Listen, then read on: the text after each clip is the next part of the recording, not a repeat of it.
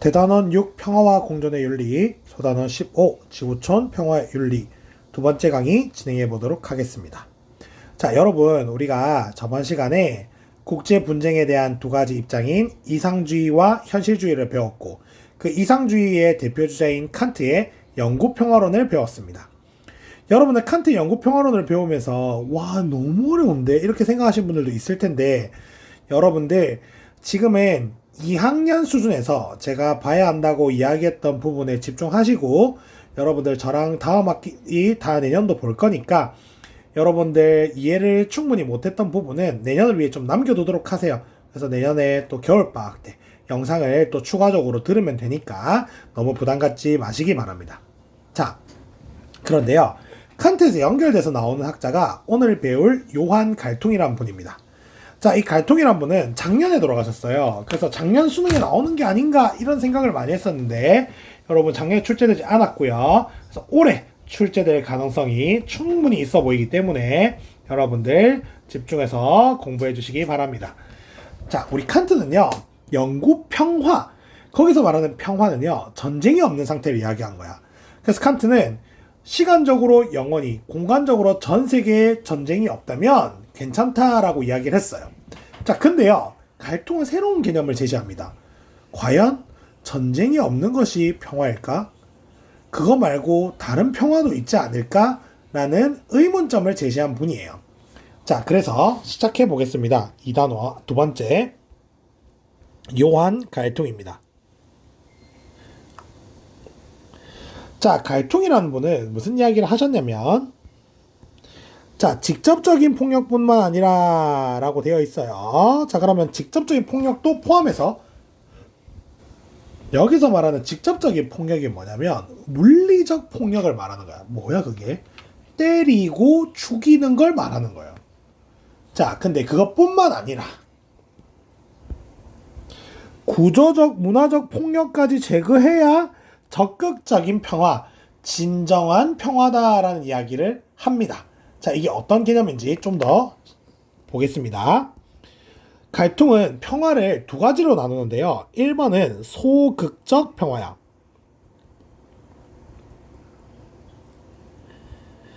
자, 소극적 평화가 무엇이냐면 직접적인 평화. 직접적인 폭력, 죄송해요. 직접적 폭력. 즉, 실제로 때리고 죽이는 물리적 폭력이 없는 상태. 쉽게 말해서 뭐예요? 전쟁이 없는 상태를 의미하는 것이 될 겁니다. 자, 근데 갈퉁은 이 소극적 평화의 달성만이 진정한 평화라고 생각하지 않았어요. 소극적 평화를 넘어 적극적 평화까지 추구했을 때 진정한 평화라고 생각했다. 방금 말했어요. 뭐라고요? 적극적 평화.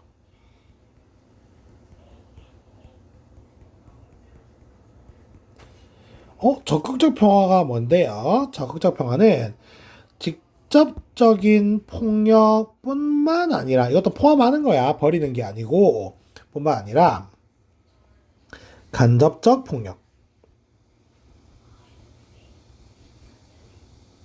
자, 여기서 말하는 간접적 폭력에는 뭐가 있냐면 구조적, 문화적 폭력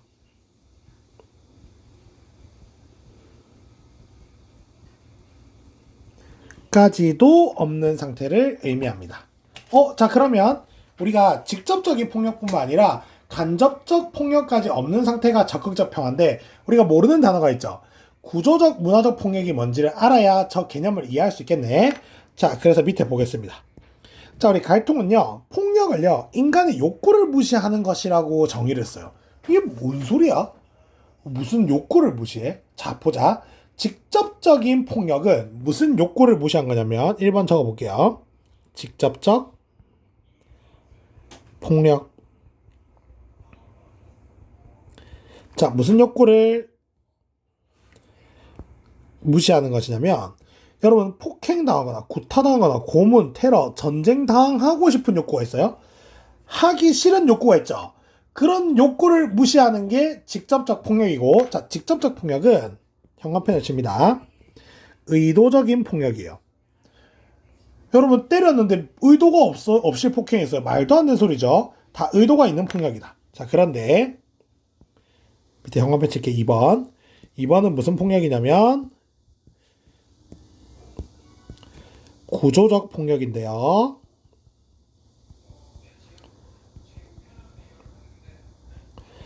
구조적 폭력이 뭐야? 자, 보자. 구조적 폭력이란 것은 군사력이나 무력에 대한 제약은 없으나, 자, 이게 중요한 키워드입니다. 불평등, 억압, 빈곤, 차별 따위로 인간이 잠재적 능력을 충분히 실현할 수 없는 상태. 그것이 사회 구조나 정치 구조로 유지되는 일. 이렇게 되어 있어요. 자, 이게 무슨 말인지 한번 볼게. 봐봐. 구조적 폭력은 여러분들도 다 잠재 가능성 있죠. 내가 어떠한 능력을 가지고 나의 잠재 가능성을 실현을 방해하는 게 사회 구조적으로 되어 있는 게 구조적 폭력이에요. 자, 일단 와닿지 않는다. 한번 볼게. 예시를 보자. 불평등. 예를 들어서 여러분 보세요. 조선시대 사회에는 천민은 자신의 잠재 가능성을 실현할 수 있나요? 없죠. 왜요? 천민은 경국대전이라는 법, 사회 구조나 제도에 과거 시험을 보지 못한다고 되어 있다고. 그러면 조선시대 사회는 불평등이라는 장치로 천민의 잠재 가능성 실현을 막은 거예요. 이게 구조적 폭력이야. 억압도 똑같죠. 어때요? 조선시대 천민은 잠재 가능성을 실현하지 못하도록 억압한 거잖아. 이해되시죠? 자, 그리고 보자. 빈곤도 한번 이해해볼까? 여러분, 예전에 너무 가난한 사람들은 자신의 잠재 가능성을 실현하지 못하는 경우들이 많았어요. 지금 좀 덜하지만. 왜? 여러분 봐. 내가 너무 가난하면 내 잠재 가능성을 실현하기보단 당장 먹고 살기 위해 일해야 되는 게 더 급하잖아. 그렇기 때문에 빈곤도 구조적 폭력이다. 차별도 불평등과 비슷한 맥락이죠. 너가 천민이기 때문에 또는 너가 흑인이기 때문에 너가 외국인이기 때문에 못한다. 잠재 가능성을 실현하는 것을 막는 거. 그게 구조적 폭력이다. 어느 정도 이해되시죠? 예시가 있습니다. 줄 거 볼게. 빈곤, 독재, 경제적 착취, 사회적 차별, 소외, 인종 탄압 같은 것 때문에 내 잠재 가능성을 실현하지 못하는 것. 그게 구조적 폭력이다. 이건 의도하지 않은 경우가 많아요. 그러니까 여러분 봐봐. 내가 예를 들면 국가에서 우리를 빈곤하게 놔뒀어. 여러분 잠재 가능성을 실현하지 말라고 빈곤하게 둔 건 아닐 거 아니야. 그래서 의도적이진 않다. 비의도적이다. 자, 그리고 볼게요. 세 번째. 문화적 폭력이다.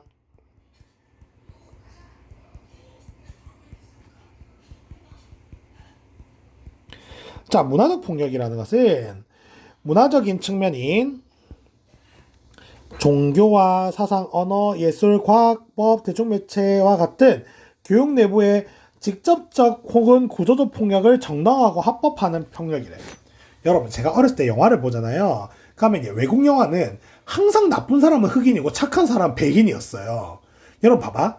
그런 걸 계속 보다 보면 흑인은 항상 나쁜 사람으로 나와서 백인이 흑인을 패고 죽이는 장면이 막 나온단 말이야. 자, 그러면 그걸 계속 보다 보면 아, 흑인은 패도 되는군, 죽여도 되는군이란 생각을 하지 않겠어요? 자, 그래서 이 영화라는 문화를 통해 백인이 흑인을 때리거나 죽이는 직접적 폭력을 정당화한 거예요. 자, 그것뿐만 아니야. 또 뭐냐면 흑인을 차별, 불평등하게 대우, 흑인을 억압하는 것도 괜찮다라는 거를 계속 영화가 보여줘요. 그렇다면 이런 문화적 폭력이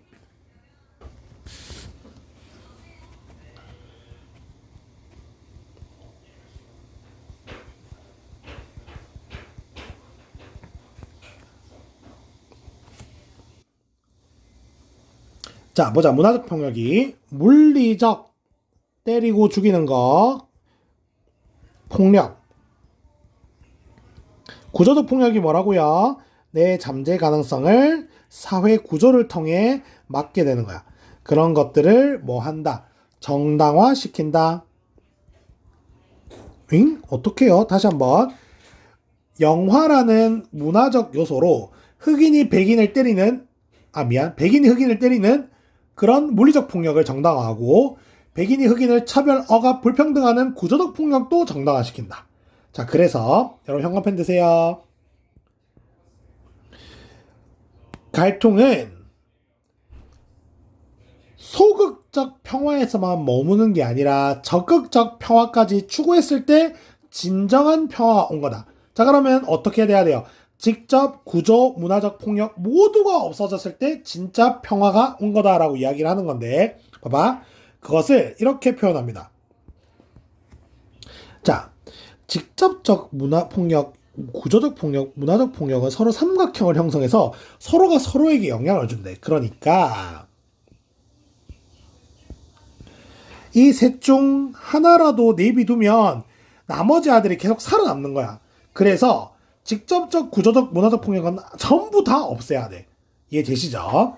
자, 그리고 서로서로 영향을 준다. 알겠지? 그래서 오케이. 그리고 칸트의 영구평화는 소극적 평화의 달성에는 도움이 되지만 갈통의 평가예요. 무슨 평화?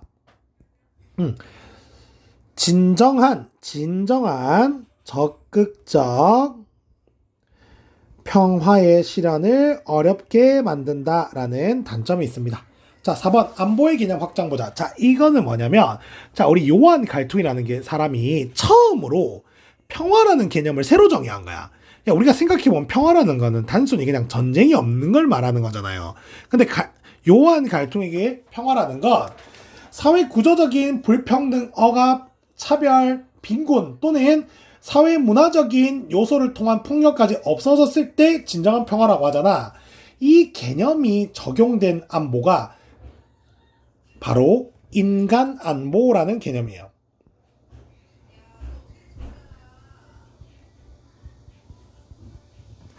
자, 보자. 여기서 말하는 인간 안보는 뭐냐면, 여러분, 안보는 안전 보장이거든요. 예전에 안보라고 하면 국가 안보, 전쟁만 없으면, 전쟁의 위협이 없으면 안보라고 생각했는데, 이제는 그런 게 아니에요. 자, 적어볼게. 안보에, 여러분 펜 없으면 그냥 빨간색으로 적으세요. 궁극적 대상을 인간으로 보는 관점이래. 안보의 관점을 인간으로 본다는 게 무슨 말이에요? 자, 밑에 봐. 전쟁과 같은 국가 안보는 물론 인간이 경제적 고통, 자유, 삶의 질, 인권 보장 같은 것들도 안보 개념을 포함하는 거야. 봐봐. 예전에는 인간 안보랑 이런 개념이야. 과거의 국가 안보는 전쟁만 없으면 안전이 보장되는 안보가 지켜진 상황이야. 근데 현재는 인간을 대상으로 한다는 게 뭐냐면 인간의 자유, 삶의 질, 인권 보장, 경제적 고통 이런 모든 개념을 포함한다는 거야. 그래서 예를 들어서 어떤 나라가 전쟁이 없는데 경제적으로 너무 가난하다 또는 자유를 누리지 못한다 또는 인권이 보장되지 못한다면 그 나라도 안보가 지켜지지 않는 것으로 생각하는 거야. 갈통이 새로 제시한 개념이에요. 자, 밑에 문제 한번 풀어보겠습니다. 여러분 보세요. 갈통은 적극적 평화를 위해 직접적 폭력 사용은 인정돼야 된다. 자, 말도 안 되는 소리예요. 갈통은 모든 폭력은 다 없어져야 된다라고 이야기했습니다. 2번. 갈통은 직접적 폭력의 제거가 간접적 폭력의 제거보다 중요하다. 자, 여러분 더 중요한 건 없어. 그냥 뭐냐면 둘 다 중요한 거예요. 자, 세 번째. 갈통은 빈곤, 인권 침해 등으로 인간 삶의 질이 저하되는 상태도 폭력이죠. 무슨 폭력? 구조적 폭력. 자, 평화 실현을 위한 정치 제도 개선 필수적이죠. 갈통은 제도의 개선을 무슨 폭력? 구조적 폭력을 개선해야 된다라고 했고요. 자, 칸트는 어떻게 설명했나요? 자, 정치 체제가 무슨 정체? 공화 정체가 되어야 된다고 했기 때문에 둘의 공통점이 된다. 자, 그리고 넘어가겠습니다. 여러분, 다음 파트인데요. 해외 원조 파트야. 여러분, 해외 원조 파트는 매년 엄청 어렵게 나와요. 그래서 잘 보셔야 됩니다. 여러분들 원조 해보신 적 있나요? 여러분, 원조가 뭔지는 알죠? 제가 예전에 원조에 대한 설명을 다른 학교에서 열심히 했더니 학생이 나와서 질문하더라고요. 원조가 뭐예요? 이렇게 하더라고요.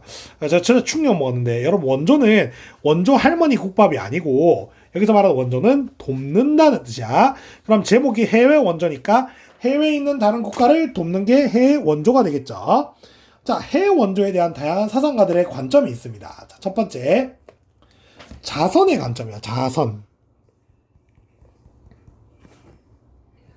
자, 자선은요, 여러분, 자선 단체 알죠? 여러분, 겨울에 되면 구세군 같은 사람들이 자선해주세요 막 그러잖아.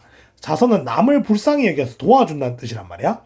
자, 근데 봐봐. 여러분, 자선의 관점이 있고 의무의 관점이 있대. 이걸 잘 봐야 되는데, 봐봐.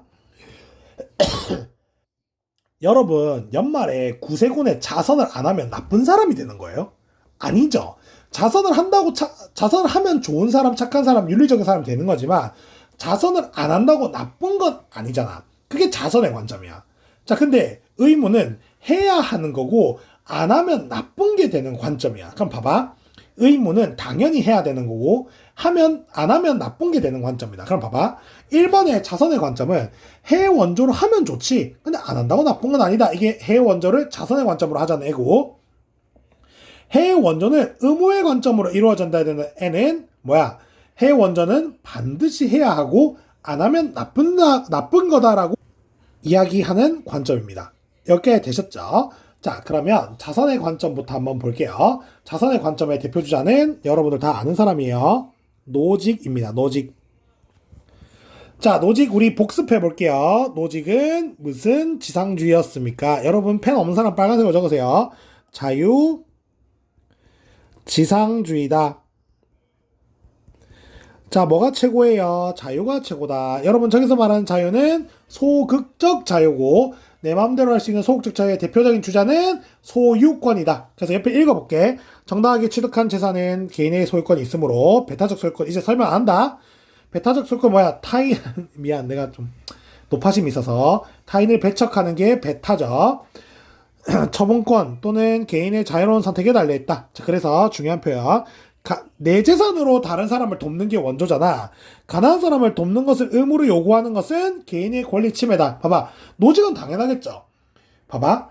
내가 소유하고 있는 돈이나 물건은 내 거잖아. 그러면 이거를 남을 주든 갖다 버리든 다 내 맘대로 할 수 있는 거죠. 그러니까 뭐라고 말해. 가난한 사람을 돕는 것은 네 하고 싶으면 해. 하지만 그것을 강제할 수는 없죠. 왜요? 노직의 가장 중요한 건 뭐예요? 내 소유권을 내 마음대로 내 선택대로 할 수 있는 건데 그것을 의무로 강제한다면 개인의 소유권, 권리를 침해한다. 이해되시죠? 자, 개인은 사적 차원에서 자발적으로 도움을 줄 수 있어. 도와주고 싶으면 도와줘도 돼. 자, 근데 뭐가 아니라는 거야? 의무는 아니다. 그래서 이 표현이 아주 유명한데 어떤 개인이 자발적으로 자신의 부를 빈곤으로 고통받는 사람을 위해 사용했다면 훌륭한 일이자 윤리적 행위다. 하지만 안 한다고 해서 나쁜 문제는 아니다. 그래서 밑에 보면 자율적인 선택으로 원조를 시키니까 원조 문제, 빈곤 문제를 해결하는 데 있어서 한계가 있다는 비판을 받는다는 게 노직의 입장입니다. 충분히 이해할 수 있죠? 두 번째 싱어로 가보겠습니다. 그 전에 죄송해요. 노직은 원조의 주체와 대상이라는 게 있는데 여러분 봐봐. 원조는 누가 하는 거냐면 개개인들이 하는 거라고 생각했어. 그럼 여러분 이런 생각하겠죠. 원조는 당연히 개인이 하는 거 아니야? 여러분 원조는 개인도 하는데요. 국가도 합니다. 여러분 우리나라 GDP의 일부로 이미 개발도상국이나 힘든 나라들을 위해 원조하고 있어요. 그러면 개인일 수도 있고 국가가 될 수도 있는 거야. 근데 노직은 원조는 누가 주체가 되는 거래요? 개인이 주체가 되는 거고 원조의 대상은 뭐야? 원조받는 사람. 그러니까 예를 들면 쉽게 이런 거야. 적지 마. A가 B를 도와줬다고 생각을 해볼게. 그럼 A는 원조의 주체고 B는 원조받은 대상이 되는 거예요. 여러분 이해되시죠? 자, 그러면 원조의 대상은 전부 다죠. 여러분 노직은 돈 갖다 버려도 돼요. 자기 거면. 그래서 원조의 주체는 개인이고 원조의 대상은 전부 국가, 개인 아무거나 될 수 있다라는 거예요. 여러분들 오늘 이번 강의는 여기까지 하겠습니다. 고생하셨습니다.